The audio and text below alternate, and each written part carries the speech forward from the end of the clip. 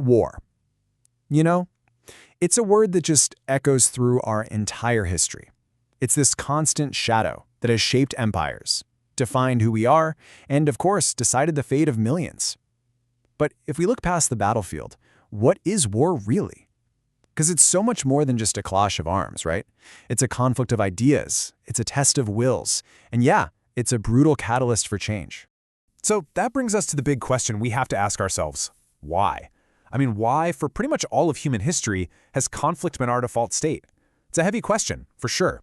So let's dive in and really try to unpack one of humanity's most complex and, honestly, enduring phenomena. All right, here's our game plan for this explainer. First, we're going to break down the core reasons we fight, looking at everything from grand strategy all the way down to human psychology. Then, we'll see these theories in action. We're going to trace a line through some of history's most pivotal conflicts to see if we can uncover a surprising, kind of hidden lesson.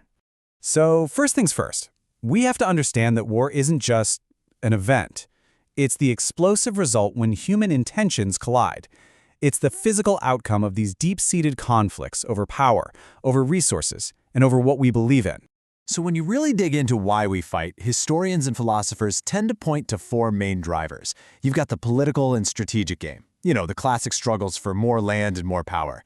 Then there are the economic drivers, which have been with us forever, whether we're fighting over green pastures or, modern-day oil fields. Of course, you have the big ones, ideology and religion, where conflicts become a battle of us versus them. And finally, you have the psychological stuff, our own built-in aggression and our most primal fears. But see, these big, grand causes, they're really just the framework. What actually drives them are very personal, very powerful emotions that have been motivating us for thousands of years. That's the human element. You know, the ancient Greek historian Thucydides summed it up brilliantly more than 2,000 years ago. He said, "The three great motives are fear, honor, and interest." Just think about that. Fear of what your enemies might do to you, the pursuit of glory and respect, honor, and of course, the cold, hard calculation of what you stand to gain, your interests. It's an ancient formula, but man, is it still shockingly relevant today. Now, let's switch gears and look at this from a completely different angle. From an Islamic perspective, war isn't seen as a tool for aggression at all, but as a final, last resort. The Quran grants permission to fight only to those who have been wronged, so it frames conflict as a necessary response to injustice, not as a first choice. And this brings us to a really crucial concept, jihad. Now, it's often misunderstood, but it's primarily divided into two different struggles. The greater struggle, or jihad-e-akbar, is the internal one, the spiritual battle against your own ego and your own worst impulses. Then there's the lesser struggle, jihad-e-askar. That's the external, physical one, and it's strictly limited. It's only permissible to defend the oppressed or to uphold justice. And interestingly, that internal battle is considered the more important of the two. But, there's a much harsher, more realist view from some philosophers. They see war as a kind of acid test for nations. In their view, it literally dissolves lazy, stagnant civilizations while it forces the more resilient societies to unite, to innovate, and to find new strength. It's a brutal, destructive process, no doubt, but one that can paradoxically forge progress. Okay, so we've got all these grand theories, from basic human drives to these philosophical acid tests. But do they actually hold up in the real world? Let's put them to the test with some of history's most ambitious military campaigns. We're going to look at three epic conflicts that didn't just change the maps. They fundamentally altered the course of civilization.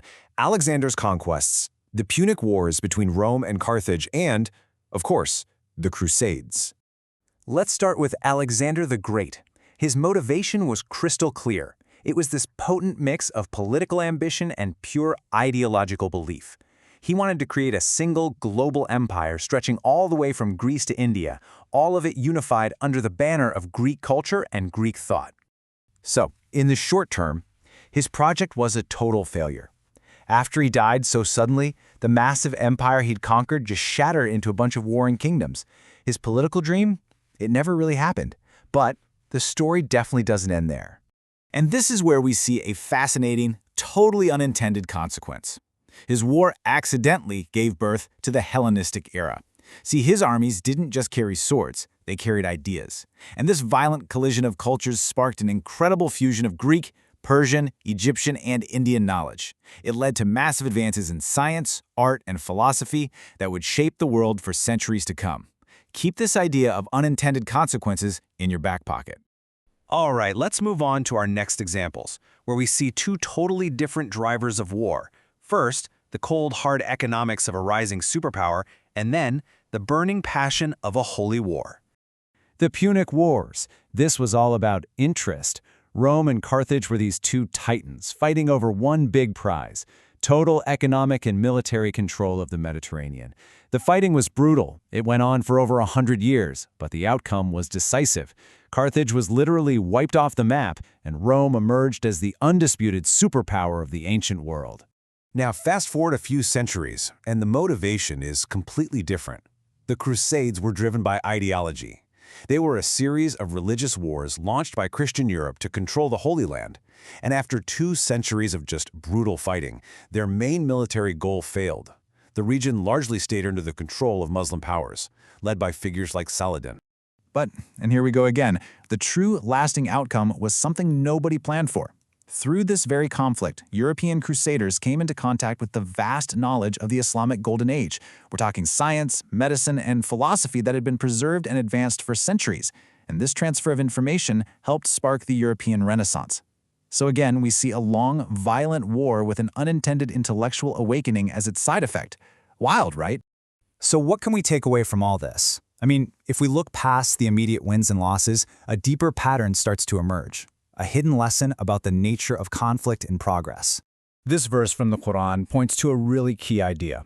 Victory isn't just a numbers game. History is absolutely filled with examples of smaller, more disciplined, and more motivated forces defeating larger, more complacent ones. It suggests that success in conflict depends on things beyond just material strength. Things like faith, discipline, and sheer will. Ultimately, a lot of historians and philosophers see war as this grim but effective law of change. The idea is that when a civilization gets complacent or corrupt or just stagnant, conflict often acts as the mechanism that clears the way for new, more energetic powers to rise. It's a cyclical, destructive, but also creative force that ensures the wheel of human history just keeps on turning. And that leaves us with a really profound and honestly unsettling question. From the cultural explosion of the Hellenistic age to the knowledge that sparked the Renaissance, we've seen how progress can, and often does, emerge from the ashes of destruction. So is this the ultimate paradox of our history? Is destruction, in some terrible way, a necessary price for progress? It's something to think about.